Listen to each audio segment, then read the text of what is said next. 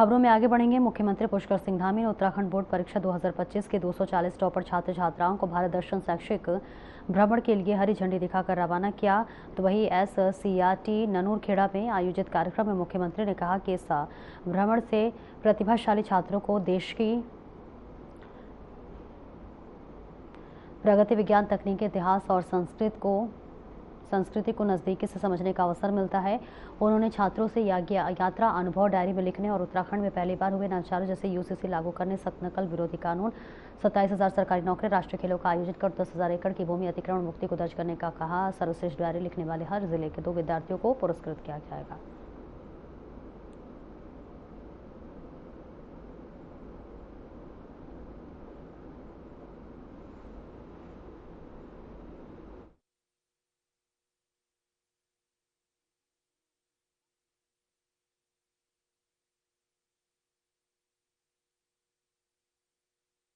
और आगे बढ़ेंगे, जहां बार एसोसिएशन देहरादून के धरने में कांग्रेस नेता हरक सिंह रावत के सिख अधिवक्ता पर की गई टिप्पणी को लेकर बीजेपी ने तीखी प्रतिक्रिया दी है। इस दौरान बीजेपी प्रदेश मीडिया प्रभारी मनवीर चौहान ने इसे राजनीतिक बौखलाहट करार देते हुए कहा कि हरक सिंह रावत अपने शीर्ष नेतृत्व को खुश करने के लिए इस तरह की बयानबाजी कर रहे हैं।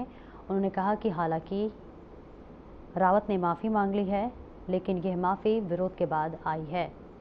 मनवीर चौहान ने रावत को सलाह दी है कि अपने बयान सोच समझ कर दें।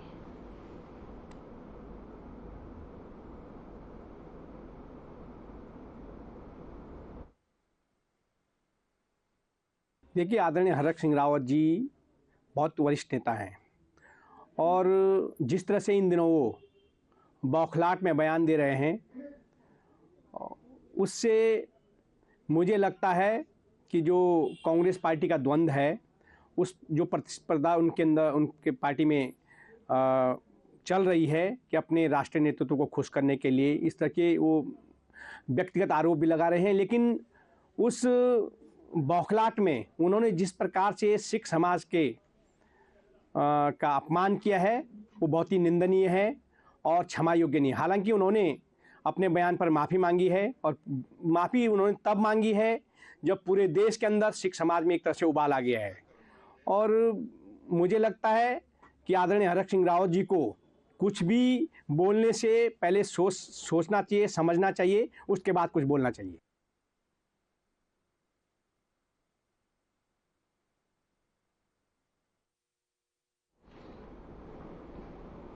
कांग्रेस नेता हरक सिंह रावत द्वारा सिख समुदाय को लेकर दिए गए आपत्तिजनक बयान पर पार्टी ने माफी मांगी है। प्रदेश अध्यक्ष गणेश गोदियाल ने सिख समाज से क्षमा याचना की और साथ ही कहा कि कांग्रेस सभी धर्मों और जातियों का सम्मान करती है।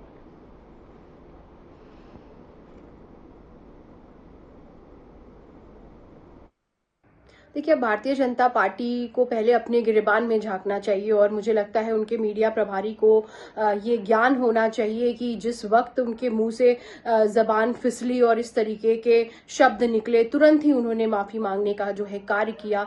और इस विषय पे माननीय प्रदेश अध्यक्ष गणेश गोदियाल जी ने भी सिख समाज के हमारे भाई बहनों से जो है माफी मांगी। और कांग्रेस पार्टी देखिए सर्व धर्म समभाव और वसुधैव कुटुंबकम की विचारधारा पर चलती है। तो मैं कहना चाहती हूं कि देखिए इस तरीके की बातों पर जो है राजनीतिक रोटियां नहीं सेकनी चाहिए। जो आज अहम मुद्दा है, आज बहुत महत्वपूर्ण मुद्दे इस प्रदेश में है, उन मुद्दों पे ध्यान देना चाहिए। और इस बात पर माननीय प्रदेश अध्यक्ष गणेश गोदियाल जी ने खुद जो है सिख समाज के हमारे भाई बहनों से माफी मांगने का कार्य किया है।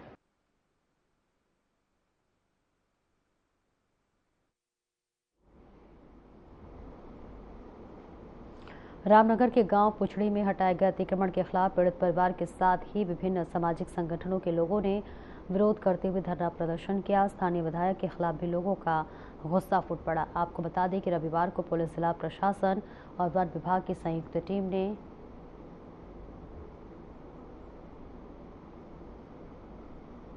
बुलडोजर की कार्रवाई चलाने की कार्रवाई की और इसके विरोध में सोमवार को संयुक्त संघर्ष समिति के तत्वाधान में विभिन्न सामाजिक संगठनों के लोगों के साथ ही पीड़ित परिवारों ने पुरानी तहसील चौक पर प्रशासन की इस कार्रवाई का पूरी तरह से विरोध किया।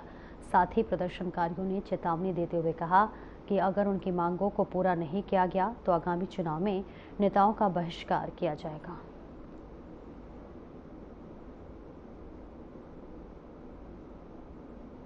कल जो वन विभाग ने जो कार्रवाई की है पुलिस ने, वो भारत के जो संवैधानिक अधिकार है लोगों का, उनका उल्लंघन किया है। माननीय उच्च न्यायालय ने जिन लोगों को स्थगनादेश दिया था उनकी ज़मीनें छीन ली गई हैं और जो महिलाएं और जो परिवार के लोग अपना स्टे दिखाने के लिए गए उनको पीटा गया, उनको हिरासत में रखा गया पूरे दिन।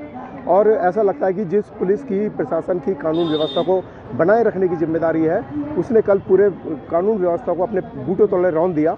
उसके खिलाफ यहाँ पर धरना है और हमारी मांग है कि जितने भी लोगों को हटाया गया है उन सबका पुनर्वास किया जाए।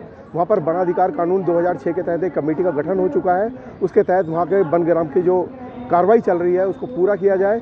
जो भी व्यक्ति उत्तराखंड में जहाँ भी रह रहा है उसको वहीं पर मालिकाना हक दिया जाए। और जो DFO तराई पश्चिमी है, उन्होंने खुलेआम उच्च न्यायालय के आदेश का उल्लंघन किया है। उनकी संपत्ति की जांच कराई जाए, उनकी कार्रवाइयों की जांच कराई जाए और उनको तत्काल बर्खास्त किया जाए, ये हमारी मांग है। मेरे अतिक्रमण में आए, वो सीधा मेरे खेत में को, मेरे ज़मीन में को आए। ज़मीन में मैं गई, स्टे था मेरे पास, कोर्ट का स्टे था। मैं कोर्ट का स्टे लेके गई तो उन्होंने कहा इस स्टे का कोई वो नहीं है, कोई महत्व, इस स्टे का कोई महत्व नहीं है, इसमें तुम्हारी ज़मीन का कोई वो नहीं है, हमको ऊपर से आदेश है और तुम इसमें तुम्हारा अधिकार नहीं हो सकता है।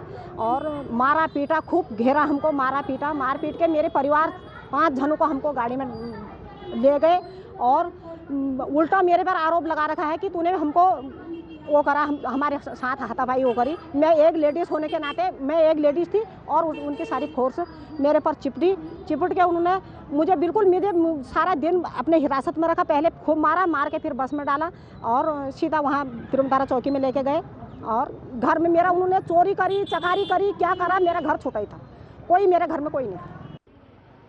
एक गीत है, लड़ना है बहनों तो लंबी लड़ाइयाँ। और आगे बढ़ेंगे। स्वर्णनगरी नैनीताल से दूर ओखला कांडा ब्लॉक के खंडसयू क्षेत्र में वाइल्ड लाइफ क्राइम और चरस तस्करी की सूचना पर गई STF टीम पर बदमाशों ने फायरिंग कर दी। इस हमले में STF के सिपाही भूपेंद्र मरतोलिया और टीम के एक मुखबिर घायल हो गए। दोनों को तत्काल उपचार के लिए हल्द्वानी के एक निजी अस्पताल में भर्ती कराया गया है।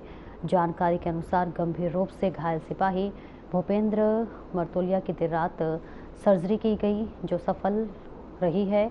डॉक्टरों के मुताबिक उनकी हालत पहले से काफ़ी बेहतर है। वहीं STF के सहयोगी की स्थिति भी स्थिर बताई जा रही है। घटना के बाद SSP नैनीताल मंजुनाथ TC बीती रात अस्पताल पहुंचे और घायल सिपाही का हालचाल जाना। उन्होंने घायल पुलिसकर्मी व अन्य उपचार के दौरान हालचाल जाना और एक डॉक्टर की हैसियत से निरीक्षण भी किया। SSP मंजुनाथ TC ने कहा कि घटना के बाद से ही STF और नैनीताल पुलिस की संयुक्त कार्रवाई जारी है, जहां ओखलकांडा क्षेत्र में सर्च ऑपरेशन चलाया जा रहा है। एक ब्रेक के लिए रोकेंगे, जल्द लौटते हैं।